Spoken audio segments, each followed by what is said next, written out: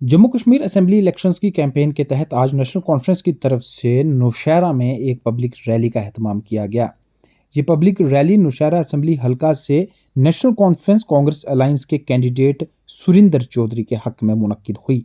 इस public rally में Nowshera assembly हलका के अलग अलग इलाकों से लोगों ने शमूलियत की, जबकि इसकी क़यादत जम्मू कश्मीर के साबका वज़ीर आला व नेशनल कॉन्फ्रेंस के नायब सदर उमर अब्दुल्ला ने की। इस दौरान यहां मौजूद लोगों से एक तरफ नेशनल कॉन्फ्रेंस लीडर सुरिंदर चौधरी के हक में वोट मांगे जाने के अलावा साबका वजीर आला उमर अब्दुल्ला ने भारतीय जनता पार्टी पर जमकर निशाना साधा। उनका कहना था कि जम्मू कश्मीर में भारतीय जनता पार्टी की वजह से लोग परेशान हाल हैं और जम्मू कश्मीर की रियासत का दर्जा छीनने से लेकर 370 तोड़ने व दीगर कई तरह के अवाम की ख्वाहिशात के खिलाफ इक़दाम उठाए गए। उन्होंने ये यकीन दहानी कराई कि अगर जम्मू कश्मीर में अगली हुकूमत नेशनल कॉन्फ्रेंस फॉर कांग्रेस की बनी तो मैनिफेस्टो में लिखे गई हर एक वायदे को पूरा किया जाएगा। सिर्फ अपने आप नहीं सके, तुसा देख लिया एक फकीर चंद रोज पहले राजे आया थी, वो अपनी फटी जेब जात रहा थी, लेकिन उसी यही लबा कि सारा डिस्ट्रिक्ट, लेकिन वो भी जिस वक्त नौशहरा आए उन्होंने भी नौशहरा दी इस तरीके ना करना सुनिया जियां फैमिली च बैठे हैं। फारूक साहब इतने दफा चीफ मिनिस्टर रहे, उन्होंने भी नौशहरे के नाल इतना प्यार रखा कि हर आदमी नाल पर्सनल उन्होंने लिंक सी, पर्सनल सारे कईयों ना बुला बुला के भी गल करते थे। ये जो शोले तुमने भड़काए हैं, ये जो आग तुमने लगाई है जम्मू कश्मीर में, खुसूसन जो नेशनल कॉन्फ्रेंस के पीछे तुम पड़े हुए हो और बार बार यही कहते हैं खानदान खानदान खानदान, क्या इसके सिवा तुम्हारे पास और कोई? और मुल्क की सबसे बड़ी परानी पार्टी है जिसने मुल्क के लिए आज़ादी के लिए कुर्बानियां दी, बड़े बड़े नेता पैदा हुए, आज उन नेताओं की बेइज्जती करने के लिए ये छोटे छोटे रेखू जैसे बंदे वो गालियां निकालते हैं।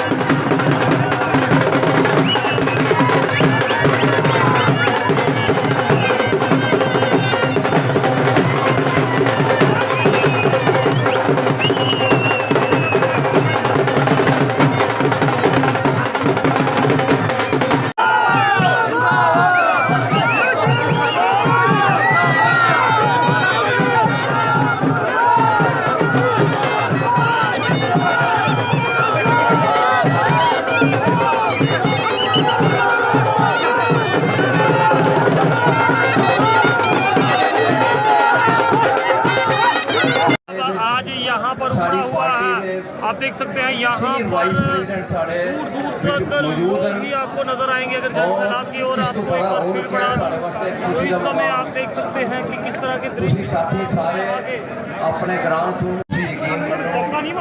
बुजुर्गों, साथियों, नौजवानों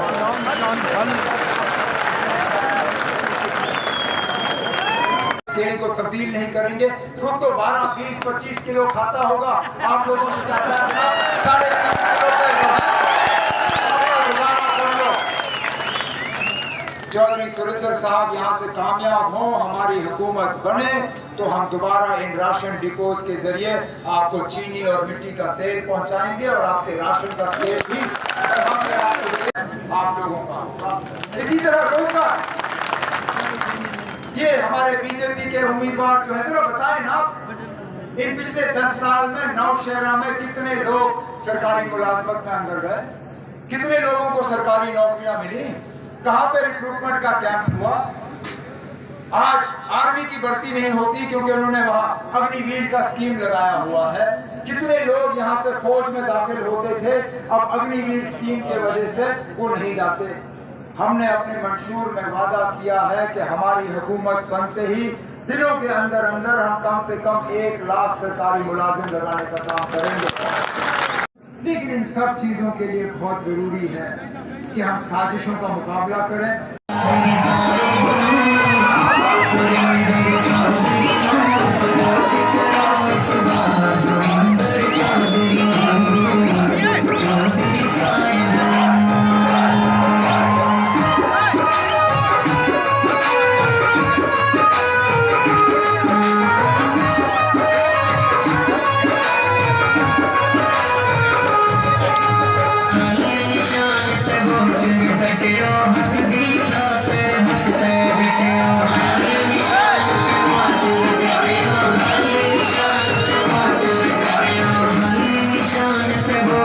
छड़ियो हक दी खातर हक ते डटे 5 सितंबर याद में रखियो कि तुसा सारे अपना कीमती टाइम कढ़िया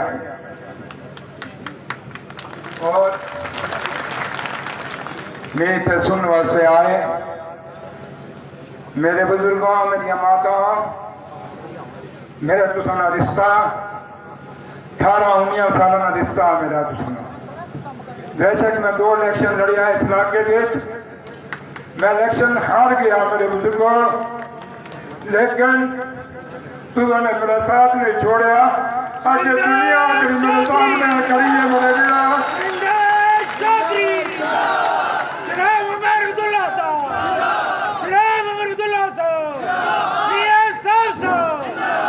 आज तुम आए हो, पता है बड़ी मुश्किल और मुसीबत इतने पहुंचे हो। तुझे दसन आए हो कि सुरेंद्र चौधरी तेरे पीछे हाथ खड़े, तेरे नाल खड़े। चौधरी साहब आगे बढ़ो, चौधरी साहब आगे बढ़ो। मेरे बुजुर्ग, मेरे वीरा, इन 18-19 साल मैं इलेक्शन जरूर हारिया, लेकिन तुसा साथ नहीं छोड़िया। मैं हमेशा तुमने बिछड़िया, कदे सोच के नहीं मिलेगा, मैं कदे सोच के नहीं तुसा बिच आया कि मैं तुसा को वोट लेने। मैं हमेशा तुझे ये जतलान वास्ते आया कि सुरेंद्र चौधरी खाली वोटा का नहीं है तुसा मेरे वीरो, मेरे बुजुर्ग। सुरेंद्र चौधरी तुसा खुशी और कमी ना भी साथी है। मेरे बुजुर्ग, मेरे वीरो, 2014 लोग इतने पहले जीत के गए, तुसा ड्रामा करके जीते, लेकिन ना 10 साल में तुसा नहीं लगे ना लागे हो गए, लेकिन सुरेंद्र चौधरी तुसा तामी लग गया मेरे वीरा। मैं बीमार था, मेरा ऑपरेशन होया, मैं ऑपरेशन को बावजूद भी तुसा बिच खड़ा।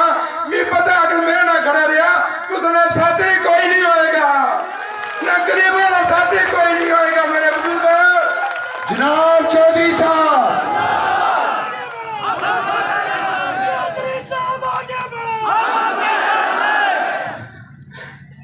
आज तुम्हारे सामने मेरे बुजुर्गों, मेरे वीरों, मेरे को पैसा नहीं है, मेरे कोई शराब नहीं है, मेरे को कोई अमानत है। तुम गरीब लोग मेरी अमानत हो, मेरी हिफाजत तुम्हारे हाथ में है। बीजेपी शराब बन रही है, पैसा बन रही है, लेकिन सुरेंद्र चौधरी तुमने सिर्फ इलेक्शन लड़ रहे हैं। क्या मेरा साथ दोगे? सच्चे दोगे? मेरा बुजुर्गों, मेरे वीरों, याद रखियो, इलेक्शन नरेंद्र मोदी और डॉक्टर फारूक अब्दुल्ला नहीं है, इलेक्शन अमित शाह और अब्दुल्ला साहब ने नहीं है, इलेक्शन बीजेपी और नेशनल कॉन्फ्रेंस ने नहीं है। निष्ठा इलेक्शन रविंद्र रैना और सुरेंद्र चौधरी ने नहीं है। जनाब सुरेंद्र चौधरी साहब, मेरे बुजुर्ग, मेरा वीरो, क्या बीजेपी ने जो लीडर तो जीत गया सी ना 10 साल तुम लब्बा कदे बोला लब्बा कदे आई तुम यो शराब और पैसे न खींचना चाहना। क्या शराब बिकाऊ है? नहीं। क्या पुतला बिकाऊ है? नहीं। फिर तुम ये जवाब 25 तारीख तुम हर बटन दबा के जो तीसरे नंबर पर है सुरेंद्र चौधरी कामयाब करना है। जनाब सुरेंद्र चौधरी साहब, चौधरी साहब आगे बढ़ो। मेरे बुजुर्गों, मेरी माता, मैं 2008 पहला इलेक्शन इस इलाके च लड़िया था और आज 18-19 साल बाद जब मैं 2024 में इलेक्शन लड़ रहा, मेरे कितने बुजुर्ग, मेरिया कितनी माता, कितनी भैनों वीर दुनिया छोड़ के चले गए, सारा साथ छोड़ के चले गए। आज अस जो लोग इतने बैठे हैं, जब 5 साल बाद मुड़ के इलेक्शन होएगा, क्या पता तू समझो कितने होंगे, क्या मैं ही ना हो। लेकिन इलेक्शन बड़ा इंपॉर्टेंट इलेक्शन है मेरे वीरों, याद रखियो। अगर चाहे सुरेंद्र चौधरी जीते तो ये जड़े 4 दिन तुम को बाकी कर चले जाओ। हर दरवाजे पे चले जाओ, भावें झंडा बीजेपी ने ऊपर लगे है तब ना को जाओ, तो जानते हो कि बीजेपी ने लोग गुंडागर्दी ना झंडे ला करने नहीं ला करने। तुसा हर बंदे को पहुंचना है। और मैं एक और चीज कहनी है, ये सुरेंद्र चौधरी गरीबों का लीडर है, ये सुरेंद्र चौधरी किसानों का लीडर है, ये सुरेंद्र चौधरी मुलाजमों का लीडर है, ये सुरेंद्र चौधरी छोटे व्यापारियों का लीडर है। अगर तुम चाहते हो कि सुरेंद्र चौधरी जीते हैं तो फिर तुम घर जाओगे? बिल्कुल जाएंगे, पक्का जाओगे? मेरा सारा अगर आगे इलेक्शन हार गए, याद रखियो मेरे बुजुर्गों, मेरे वीरों, तुम भी बर्बाद हो जाओगे, सुरेंद्र चौधरी भी बर्बाद हो जाएगा। अगर ये बर्बादी बचानी है फिर चोर लाओगे ना, पक्का सारे लाओगे।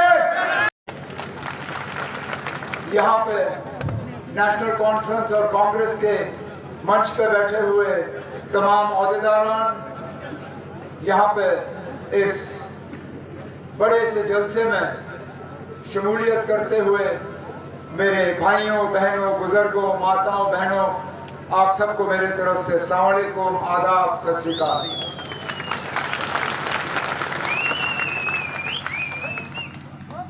आखिरकार 10 साल के लंबे अरसे के बाद हमें दोबारा अपने आने वाले एमएलए को चुनने का एक मौका हासिल हुआ है। ये 10 साल जम्मू कश्मीर के लिए बहुत भारी पड़े हैं। इन 10 सालों में तब्दीलियां बहुत आई हैं, चाहे वो हमारा और दिल्ली के साथ रिश्ते में हो, चाहे जम्मू कश्मीर का अपना नक्शा हो, चाहे जम्मू कश्मीर की पहचान हो। 10 साल पहले जब इसी तरह असेंबली के इलेक्शन चल रहे थे और हम कैंपेन कर रहे थे, उस वक्त जम्मू कश्मीर का नक्शा और आज का नक्शा जमीन आसमान का फर्क, हमारा और बाकी मुल्क का रिश्ता अलग, हमारे अंदरूनी हालात अलग, जम्मू में अमन अलग। और बदकिस्मती से इस 10 साल में बदला कुछ, बहुत कुछ, लेकिन बेहतरी कहीं नहीं आई। किसी की जिंदगी में बेहतरी नहीं आई, मां सिवाय वो चंद लोग जो बीजेपी के आसपास घूमने वाले लोग हैं, जो आम हमारी जनता है जम्मू कश्मीर की, जो आम यहाँ नागरिक है नौशहरा के, इनकी जिंदगी में, आपकी जिंदगी में, हमारी जिंदगी में कोई बेहतरी नहीं आई। हालांकि वादे बहुत हुए, वादे बहुत हुए। जब यहाँ से 370 हटा गया, जब यहाँ से 35 से हटाया गया, जब जम्मू कश्मीर को एक रियासत के दर्जे से हटा के यूटी का दर्जा दिया गया, जब लद्दाख को हमारे से अलग करके उन्हें एक अलग दर्जा दिया, उस वक्त जम्मू कश्मीर के लोगों से कहा गया था कि आपकी तमाम मुश्किलातों का अब हल हो गया है। यहाँ के नौजवानों को कहा गया था कि आपकी नौकरी, आपके रोजगार में अगर रुकावट है,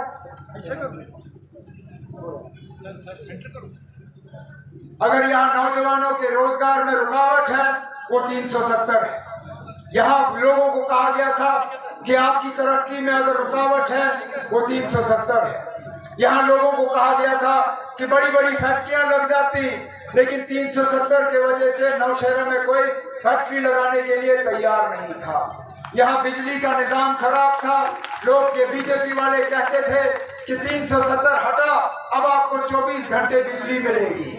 यहाँ साफ पीने का पानी मुहैया नहीं होता था, ये बीजेपी वाले कहते थे कि बस 370 हटा और आपको अब साफ पीने का पानी मिलेगा। 370 हटने के अब 5 साल हो गए। खुदारा मुझे ये बीजेपी वाले बताएं ना, इनमें से कौन सा ऐसा वादा है जो आपने पूरा किया? कौन सा नया फैक्ट्री यहाँ नौशहरा की सरजमीन पे लगा? कौन सी मुलाजमत और रोजगार के लिए आपने दरवाजे खोले जिसके तहत मेरे नौजवान भाई बहन आज सरकार में काम कर रहे हैं? कौन सा यहाँ आपने डीजी भर्ती के तहत पुलिस में रिक्रूटमेंट का कैंप लगाया? कौन सा आपने यहाँ अस्पताल ठीक किया? कौन से आपने यहाँ तालीम का निजाम ठीक किया? यहाँ तक कि जिन जिन इलाकों में जम्मू कश्मीर में और खासकर जम्मू में 2014 से पहले हमें उन्हें मिलिटेंसी और टेरर से मुक्त किया था, आज उन इलाकों में हमें जो हालात हैं वो हमारे सामने हैं। शायद ही कोई ऐसा दिन है जहां जम्मू के किसी ना किसी इलाके में एनकाउंटर नहीं होता जिसमें हमारे बहादुर फौजी जो हैं अपनी जान नहीं गंवाते। ये तो 2014 का पहले का हाल नहीं था, ये तो अब का हाल है। जब इन लोगों ने वादे किए थे कि यहाँ सारा कुछ बदल जाएगा, सारा कुछ बेहतर होगा, लेकिन नहीं हुआ। जिस जिले की बात चौधरी सुरेंद्र साहब ने की, जिस जिले की बात राधेश्याम शर्मा ने की, जिस जिले की बात जनाब राजेंद्र प्रसाद साहब ने की, जिस जिले की बात मेरे बाकी साथियों ने की, क्या इस बीजेपी के उम्मीदवार के पास इतना भी नहीं था कि वो कम से कम आपको एक जिला दिलवा देता? हाँ, बार बार जब बीजेपी के तरफ से इनका जब कैंपेन होता है तो ये डबल इंजन सरकार की बात करते हैं, कहते हैं कि डबल इंजन होगा तो डबल तरक्की होगी। कहते हैं जब प्रधानमंत्री उनका होगा और मुख्यमंत्री भी उनका होगा तो यहाँ डबल जो है तरक्की होगी और लोगों की परेशानियां जो है हल होंगे। हमें तो अब 10 साल यहाँ पे डबल इंजन सरकार देखा, हर किसी न किसी लिहाज के लिबास में यहाँ 10 साल डबल इंजन सरकार रही। 2015 में मुफ्ती मोहम्मद सैयद साहब वजीर आला, मुख्यमंत्री जनाब नरेंद्र मोदी साहब प्रधानमंत्री। 2016 में महबूबा मुफ्ती मुख्यमंत्री, नरेंद्र मोदी साहब प्रधानमंत्री। जब 18 में उनकी हुकूमत गई तो राजभवन के जरिए उन्होंने जम्मू कश्मीर पे कमांड संभाला, चाहे वो सत्यपाल मलिक साहब हों, चाहे वो मुर्मू साहब हों, चाहे वो अभी हमारे ये मनोज सिन्हा साहब हों। किसी न किसी रूप में यहाँ बीजेपी की डबल इंजन सरकार तो रही, लेकिन इन 10 साल में जरा वो हमें दिखाएं ना इस डबल इंजन सरकार का यहाँ नौशहरा की सरजमीन पे क्या फायदा मिला। जिला तो दूर की बात, यहाँ तो केंद्रीय विद्यालय के स्कूल को भी ये जो बीजेपी के नाम पे वोट मांगने निकला हुआ है, ये तो केवी का स्कूल तक आपको दिलवा नहीं सका। बड़ी बात क्या करेगा ये अस्पताल में एक्सरे का प्लांट नहीं लगा सका, बड़ी बात क्या करेगा। ये अस्पताल में ठीक माने में डॉक्टर तैनात नहीं कर सका, बड़ी बात क्या करेगा ये। आखिरकार कब तक आप इनको आजमाते रहोगे। इसलिए बौखलाहट में ये आप लोगों को तकसीम करने पे लगे हुए हैं, इसलिए इन्होंने अपने उम्मीदवार अलग अलग मैदान में उतारे हैं कि किसी ना किसी तरह वोट का बंटवारा हो। कोई मुसलमान कह के वोट ले, कोई सिख कह के वोट ले, कोई और कुछ कह के वोट ले। मकसद इनका इतना ही है कि किसी ना किसी तरह वोट